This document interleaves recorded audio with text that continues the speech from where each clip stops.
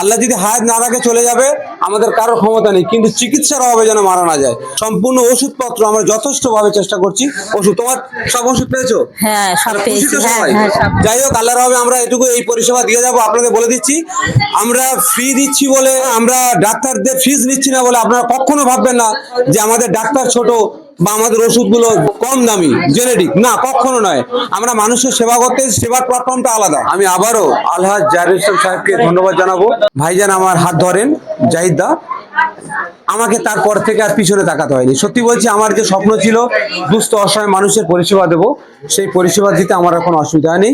এই কারণে আমি প্রথমত নাসিমা খাতুন শেখ, যার কাছে আমি সারা জীবন কৃতজ্ঞ থাকবো, তারপরে আল্লাহ জাহিরুল ইসলাম সাহেব থেকে শুরু করে ওয়াহিদুল ইসলাম, আরো অল স্টাফ, আমাদের যত ডাক্তার আছে এবং নার্স আছে, তাদের সুচিকিৎসা এবং পরিষেবার কারণে আজকের আম্পা পরিবার এত হাইলাইটস হয়েছে। শুধুমাত্র চিকিৎসা নয়, কারো হসপিটাল, নার্সিংহোম, বিডিও, পঞ্চায়েত, থানা, ব্যাংক, স্কুল, কলেজ, অফিস, আদালত, যেখানে যার যা প্রবলেম হবে, ওয়েস্ট বেঙ্গলে মেহেদি হাসান আছে। মেহেদি হাসান থাকলে আশা করছি ওয়েস্ট বেঙ্গলে যার যা প্রবলেম হবে ইনশাল্লাহ আমি দেখবো। এই পরিষেবা, এই দায়িত্বটা নিয়েছি আম্পা পরিবারের পক্ষ থেকে। আর একটা গুড নিউজ, আমাদের মেহেদি হাসান ক্রিয়েশনস নামে একটা কোম্পানি আমার খুব তাড়াতাড়ি লঞ্চ করবে, যাতে ওখান থেকে আমি আরো কিছু আর্নিংস, অর্থ সংগ্রহ করতে পারি, যেখান থেকে আমি মানসিক পরিষেবা দিতে পারি।